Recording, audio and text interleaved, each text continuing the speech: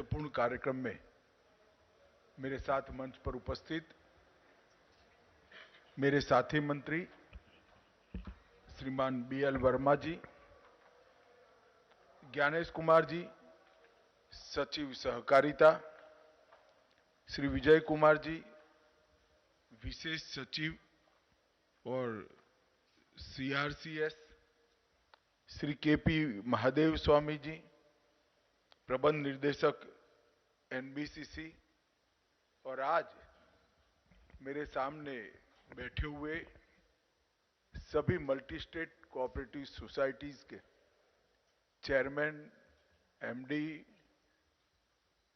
उनके निर्देशक मंडल के सभी सदस्यगण और सहकारिता विभाग के सभी अधिकारीगण, आज नरेंद्र मोदी जी की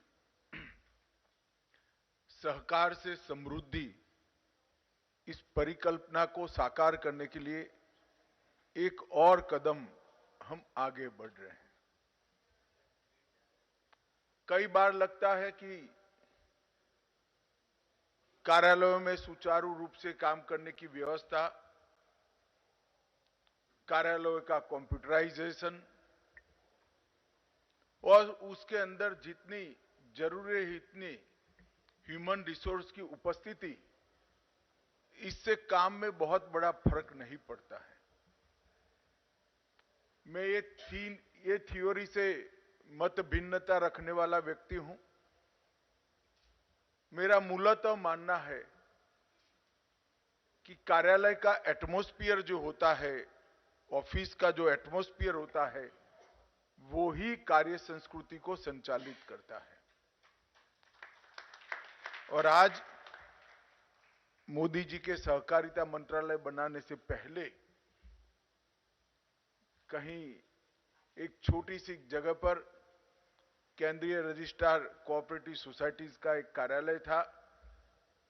स्टाफ भी ठीक प्रकार से दिया नहीं जाता था, ना कंप्यूटराइजेशन था, ना कानून और रूल्स समय के अनुरूप बदले गए थे, और उस अवस्था में मल्टी स्टेट कोऑपरेटिव सोसाइटीज हमारी चल रही थी।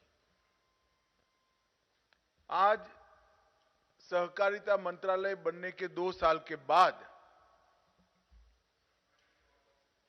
Multi state cooperative society act में 98वें संशोधन के हिसाब से सारे परिवर्तन कर दिए गए हैं। समय के साथ साथ कोऑपरेटिव सोसाइटी के चलाने में जो कई प्रकार के विसंगतियां भी आई थी, कई प्रकार के दूषण भी आए थे, वो विसंगतियों को दूर करने के लिए और दूषण को निरस्त करने के लिए कानून 2023 में हमने बनाकर एक मजबूत खाका पारदर्शी सहकारिता का बनाने का काम किया है। RCCS के पूरे कार्यालय का कंप्यूटराइजेशन हो चुका है, और आज उत्तरायण के बाद, हमारे यहां माना जाता है उत्तरायण के बाद होने वाला काम जब सूर्यनारायण उत्तर दिशा में होते वो शुभ ही होता है। इस शुभ मुहूर्त में आज RCS को नया कार्यालय भी मिल रहा है। तो एक प्रकार से मल्टी स्टेट कोऑपरेटिव सोसाइटी के गवर्नेंस को लेकर ये 2 साल में एक पूरा चक्र घूमकर आज हम नए युग की शुरुआत कर रहे हैं। नया कानून है, नए रूल्स हैं, नई ऑफिस है और नई पारदर्शी व्यवस्था भी की है। और मैं मानता हूं कि 6 जुलाई 2021 से अब तक की ये जो यात्रा है, उसमें बहुत कम समय में सहकारिता मंत्रालय के सभी अधिकारियों ने ये काम किया है। मैं सभी लोगों को बहुत बहुत मन से अभिनंदन और साधुवाद देना चाहता हूं। सहकारिता मंत्रालय की स्थापना करने के पीछे उद्देश्य बहुत स्पष्ट था। कि देश का लगभग 110 साल पुराना, 125 साल पुराना सहकारिता का आंदोलन जो समय के साथ साथ क्षीण होता जाता था। हमारे कानून भी कालबाह्य हो गए थे, इरेलीवेंट हो गए थे। हमारी व्यवस्था में भी कई प्रकार की खामियां भी खड़ी हो गई थी। जमाना हमसे बहुत आगे निकल चुका था। इंडिविजुअल तरीके से कोऑपरेटिव सोसाइटीज ने अपने यहां कंप्यूटराइजेशन भी किया, मॉडर्नाइजेशन भी किया, मगर ऊपर से नीचे तक पूरे सहकारिता मंत्रालय का समय के साथ कदम मिलाना बाकी था। उसके कारण आजादी के 75 साल के बाद जब पीछे मुड़कर देखने लगे तो सहकारिता आंदोलन जितनी तेज गति से आगे बढ़ना चाहिए था वो बढ़ता हुआ नजर नहीं आता था। हां, कहने को आज मैं भी गिना सकता हूं कई सारी सक्सेस स्टोरी, कई सारी सफलताएं हमारे पास उपलब्ध है, मगर एक कलेक्टिव इफेक्ट ग्रामीण अर्थतंत्र पर जो कोऑपरेटिव का पड़ना चाहिए था वो शायद नहीं पड़ा। और जब आप लक्ष्य ही ऐसा रखते हैं जो सिद्ध हो जाए तो लक्ष्य सिद्धिता का ना आनंद रहता है ना इसके परिणाम मिलते हैं। अब हमने तय किया है कि मोदी जी के $5 ट्रिलियन की इकोनॉमी में सहकारिता का एक बड़ा शेयर सुनिश्चित कर हम सहकारिता को 21वीं सदी के अंदर प्रवेश करेंगे। और मैं मानता हूं ये एक प्रकार से 19वीं सदी से हम सीधा 21वीं सदी में आएंगे, क्योंकि 20वीं सदी का परिवर्तन हुआ ही नहीं। खैर, अब सहकारिता मंत्रालय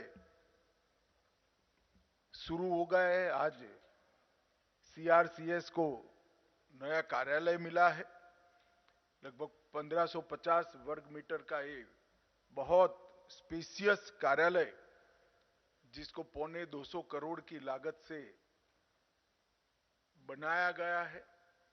और मैंने अभी विजय जी को कहा है कि कार्यालय से कुछ नहीं होता, जितनी कुर्सियां रखी है एक भी खाली न हो, इसकी सुनिश्चितता कर लेना।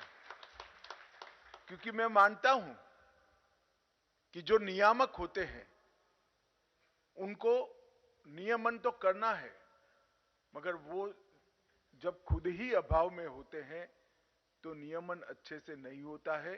और मल्टी स्टेट कोऑपरेटिव सोसाइटी पर ना हमारा उनको सेवा देने का लक्ष्य पूरा होता है, ना वॉचडॉग की भूमिका आप ढंग से निभा पाते हो। मैं आज जो मल्टी स्टेट कोऑपरेटिव सोसाइटी के सभी निर्देशक मंडल के सदस्य, चेयरमैन और एमडी यहां हैं, सभी को विश्वास दिलाता हूं कि मल्टी स्टेट कोऑपरेटिव सोसाइटी से एडमिनिस्ट्रेशन का, कम्युनिकेशन का और ट्रांसपेरेंसी का कोई प्रॉब्लम आगे पर आपके लिए खड़ा नहीं होगा। हम सदैव तत्पर हैं। वर्ष 2022 में कार्यालय वहीं अटल ऊर्जा भवन में चलता था, आज नए घर में आए हैं, तो मुझे इसका बहुत बहुत आनंद है। मित्रों, अभी collective prosperity the legacy of Indian cooperative एक पुस्तक का अभी विमोचन हुआ है। भारतीय भाषाओं में इसका अनुवाद बाकी है, मगर मेरा आग्रह है कि यहां कई सारी मल्टीनेशनल कोऑपरेटिव सोसाइटी बैठी है, राष्ट्रीय स्तर पर काम करने वाली कोऑपरेटिव सोसाइटियां भी बैठी हैं। इन सब से आग्रह है कि इस पुस्तक को नीचे पैक्स तक पहुंचाने का आप काम करिए। इसका भारतीय भाषा में अनुवाद होने के बाद इस स्पिरिट को हमने नीचे तक प्राइमरी एग्रीकल्चर सोसाइटी तक पहुंचाना चाहिए। चाहे अच्छे बैंक्स हो, चाहे डेयरी के क्षेत्र में काम करने वाली मल्टी स्टेट सोसाइटीज हो, इफको हो, क्रिप्को हो, ये सभी ने मिलकर इस स्पिरिट को हमारी छोटी से छोटी इकाई तक पहुंचाना चाहिए, क्योंकि सरकार के किसी भी सपोर्ट के बगैर 75 साल में हमने जो हासिल किया है वो अद्भुत है और अविश्वसनीय भी है। और अब सहकारिता मंत्रालय भी बन गया है और मैं आज इस मंच से कहना चाहता हूं कि हम जो जो सुधार लाए, चाहे multi state cooperative society act में सुधार किया हो, चाहे पैक्स के मॉडल बायलॉज बनाए हो, चाहे पैक्स का कंप्यूटराइजेशन कर कर एक ही सॉफ्टवेयर पर पूरे देश के पैक्स चले ऐसी व्यवस्था करी हो, चाहे पैक्स के लिए नए नए आयाम खोलकर पैक्स को मजबूत बनाने का प्रयास किया, हर प्रयास में इरिस्पेक्टिव ऑफ पॉलिटिकल पार्टी हर राज्य ने स्पिरिट के साथ सहकारिता मंत्रालय का समर्थन किया है। इसका मुझे बहुत बड़ा आनंद है। जब मोदी जी के इस इनिशिएटिव को इतना अच्छा प्रतिसाद पार्टियों के हितों से ऊपर उठकर, राजनीतिक हितों से ऊपर उठकर मिल रहा है, उस वक्त जरूरत है कि सहकारिता क्षेत्र में एक नए आत्मविश्वास के प्राण फूंकने की। और मैं मानता हूं ये पुस्तक जो है the legacy of Indian cooperatives collective prosperity, ये पुस्तक समग्र सहकारिता क्षेत्र में आत्मविश्वास भरने के लिए बहुत उपयोगी होगी। इसमें 75 कहानियां हैं जो सहकारिता विभाग में 75 साल के हमारे इतिहास को सेगमेंट वाइज 75 कहानियों में चयनित कर इसमें ढाला गया है। मित्रों, सहकारिता मंत्रालय ने 30 महीने में लगभग 60 इनिशिएटिव लिए हैं और पिछले 9 वर्षों ने मोदी जी ने सहकारिता क्षेत्र के लिए एक बहुत बड़ी भूमिका बनाकर हमारे सामने रख दी है। हमें जिस क्षेत्र के अंदर काम करना है, छोटे कस्बों में, गांवों में, किसानों के बीच में, और मल्टी स्टेट कोऑपरेटिव सोसाइटी के चाहे बैंक हो, चाहे अन्य प्रकार से काम करने वाली सोसाइटीज हो, सबका कस्टमर कमोबेश मध्यम वर्ग, ऊपरी मध्यम वर्ग और गरीब तबके का है। मोदी जी ने 9 साल में इस देश के गरीबों के जीवन को बहुत सरल बना दिया है। उसके खाने की चिंता समाप्त कर दी है, उसको घर दिया है, शौचालय दिया है, 5 लाख तक का हेल्थ का पूरा खर्चा सरकार उठा रही है, उसके घर में बिजली दी है, बच्चों की पढ़ाई लिखाई की व्यवस्था करी है, ढेर सारी सुविधाएं उसको दे दी है, जिसको पूरा करने में ही उसका पूरा जीवन चला जाता था। और एक प्रकार से 60 करोड़ लोगों के जीवन में मोदी जी ने शून्यता भर दी। आज उनके पास करना क्या, वही सवाल है। 5 किलो अनाज मिल रहा है, सस्ते दाम पर घर पर बिजली आ गई है, पीने का पानी पहुंचा दिया, शौचालय पहुंचा दिया, स्वास्थ्य का भी खर्चा उनके सर पर नहीं है, बच्चों की पढ़ाई लिखाई की व्यवस्था कर दी। तो अब वो कुछ करना चाहता है, उसके पास पूंजी नहीं है, पूंजी है भी तो बहुत छोटी सी है।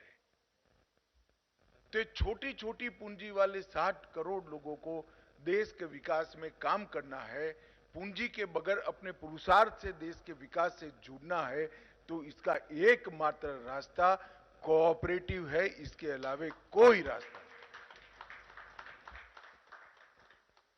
कोऑपरेटिव के माध्यम से ये अपने काम करने का तरीका भी ढूंढ लेगा, अपने पुरुषार्थ का रास्ता भी ढूंढ लेगा, और इसके साथ साथ कोऑपरेटिव के माध्यम से अपनी आने वाली पीढ़ी को वो समृद्ध भी कराएगा।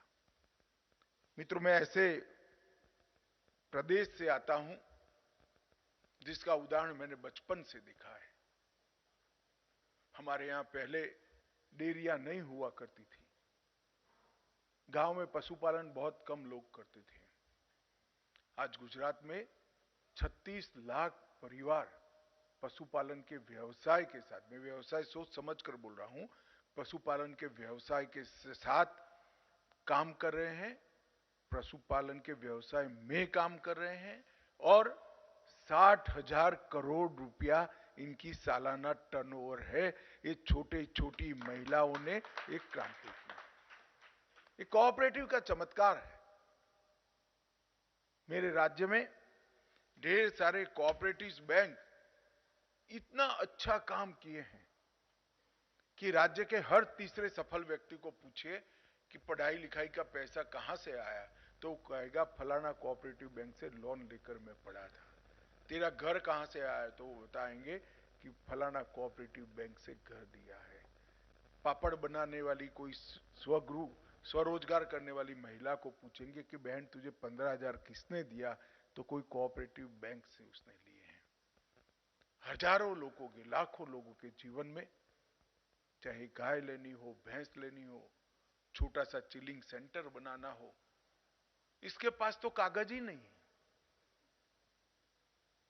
बाकी सारी बैंकिंग व्यवस्था कागज मांगती है। मैं एक बार अहमदाबाद डिस्ट्रिक्ट कोऑपरेटिव बैंक का चेयरमैन था, तब हमारी वाडज ब्रांच में मेरी विजिट थी। तब एक बहन थोड़ा हमारे लोगों से गुस्से से संवाद कर रही थी। मैंने बुलाया, मैं को बहन जी क्या प्रॉब्लम है, कि मुझे मिक्सचर और वॉशिंग मशीन की लोन चाहिए और ये लोग देते नहीं है। मैंने मैनेजर को बुलाया कि भाई क्या प्रॉब्लम है, तो उसने कहा साहब उसके पास कागज ही नहीं है। तो उसने कहा मेरे पास कागज होता तो मैं तेरी बैंक में क्यों आती, एसबीआई से न ले लेती लोन। और फिर हमने एक योजना बनाई थी, कागज बगैर की लोन की योजना, 1 लाख तक की। और मैं आपको बताना चाहता हूं, मैं अभी एक फंक्शन में जाने वाला था, जा नहीं पाया वहां भाषण के लिए। मैंने डेटा मंगाया कि वो 1 लाख तक की कागज बगैर की लोन का क्या हुआ। उसमें 99.80% लोगों ने पूरा पैसा वापस दिया है, 0 एनपी। और किसी बच्चे को इसमें से लैपटॉप मिल गया, किसी के घर में वॉशिंग मशीन आ गया, किसी के घर में स्कूटी आ गई बच्चे को स्कूल जाने के लिए। ढेर सारी व्यवस्था मानवता के साथ एक कोऑपरेटिव सेक्टर ने करी है और मोदी जी ने इसको आगे बढ़ाने का निर्णय किया है। कई ऐसे अद्भुत काम ये 2 साल के अंदर हुए हैं। सभी लोग मानते थे कि सहारा समूह में जो पैसा डूबा है वो नहीं आएगा। उनकी पब्लिक लिमिटेड कंपनियों में क्या हुआ है मुझे मालूम नहीं है, परंतु मैं बता देता हूं कि अब तक सहारा समूह के लगभग 1.5 करोड़ लोग जो कोऑपरेटिव सोसाइटी में इन्वेस्ट किए थे, उनका रजिस्ट्रेशन हो गया है और अब तक 2.5 लाख लोगों को 241 करोड़ रुपया हमने वापस भी दे दिया है।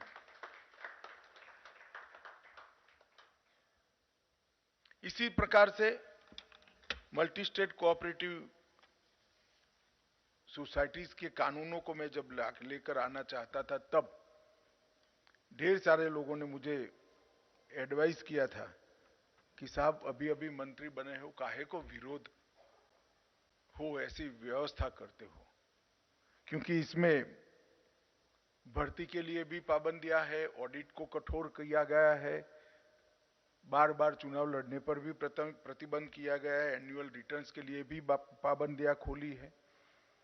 ढेर सारी चीजें इस पर हमने कठोरता के साथ पारदर्शिता लाने के लिए की है। मगर मैं आप सभी का बहुत बहुत धन्यवाद करना चाहता हूं।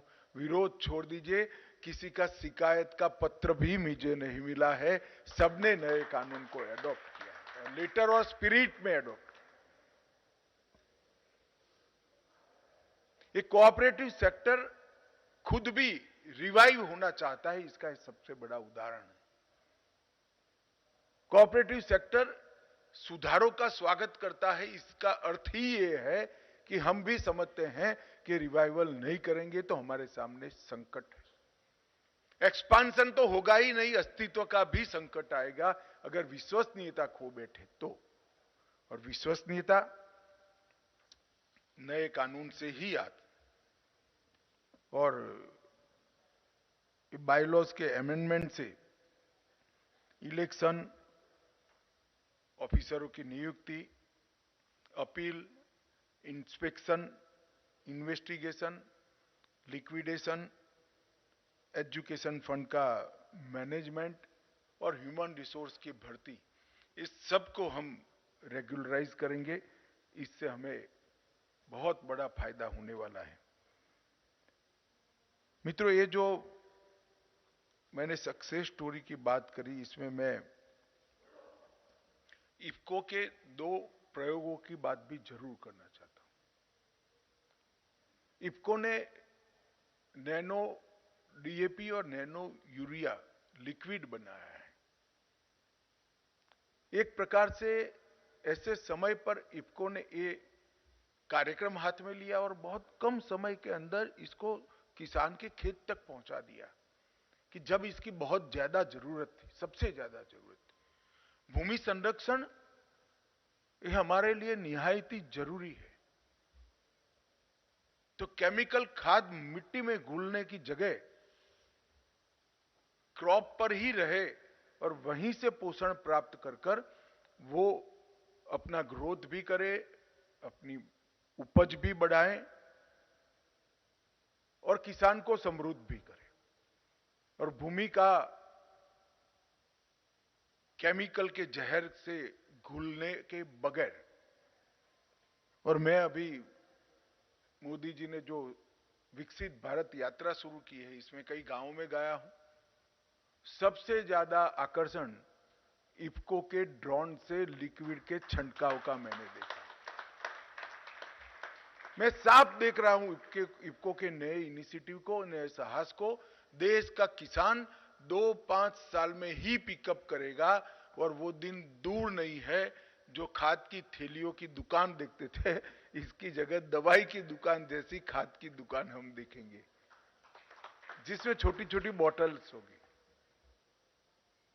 और ड्रोन एक मॉडर्नाइज खेती का नया प्रतीक बना है। एक जमाने में मैं जब बैल गए और ट्रैक्टर आए, गांव में कोई ट्रैक्टर आता था तो पूरा गांव देखने जाता था। आज गांव का पैक्स ड्रोन लेकर सभी को किराए से फर्टिलाइजर का छिड़काव कर देगा। कोई ड्रोन दीदी ड्रोन चलाती हुई दिखाई पड़ेगी।